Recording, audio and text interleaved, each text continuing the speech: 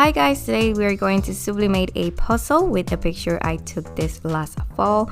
Now you can use your favorite artwork or a family picture. This project is really easy to make, so let's get started. Hello everyone, welcome to another video. Today we're going to be sublimating a puzzle. And to create a puzzle, you're going to need a picture or artwork. And of course, a puzzle blank. You can get puzzle blanks at Amazon, Etsy, or anywhere.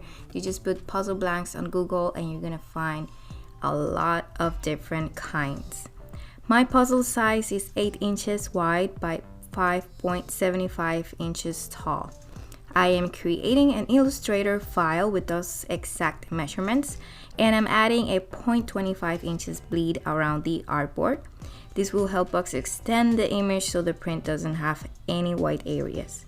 But keep in mind that everything that is outside the artboard will not be pressed into the puzzle. Now here I am resizing my picture and I want to make sure it's inside the red rectangle. That's our bleed line. That's the space that we need to cover. Now please have in mind that everything that is outside the black rectangle is not going to be printed. So make sure you take your time and resize your picture. And once you're happy with the results, we're going to print. For this specific project, I'm using my Epson ET2720 that I converted into a sublimation printer. If you want to know more about that, I'm gonna leave a link of another video that I have explaining how to do that in the description box. I am using Hippo sublimation inks, and I am also using their new sublimation paper. I'm gonna leave links for everything that I'm using in this specific tutorial in the description box. After printing, this is how your print is gonna look like. A little bit dull, but don't worry, it's totally normal. And then you're gonna take your puzzle and put it on top of the picture. You need to center it, and then I'm using some heat resistant tape to keep my puzzle in place. This is totally optional. I like to do it to have a little bit more control and so it doesn't move around or anything. But it takes a little bit of the back part of the puzzle when you take it out, so keep that in mind. And then I'm using a piece of parchment paper underneath, so the ink will go into the parchment paper instead of my heat press.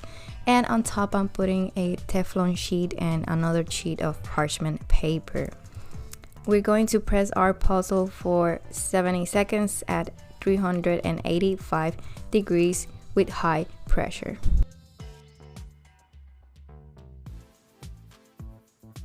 Using high pressure, it's gonna ensure that all of the pieces are completely filled with ink and you're not gonna have any areas that are a different color or have white spots.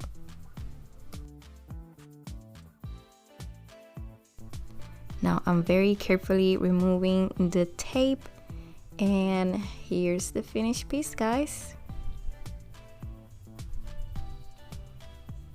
It looks very crisp and vibrant. This will make an excellent gift to anyone. I'm actually giving this to my husband, which loves puzzles, and I think it looks great. It's a very fun project to make. And yeah, so thank you so much for watching my video. If you like it, please hit the thumbs up and don't forget to subscribe. All of the links to the materials will be in the description box, and I hope to see you in the next one. Bye.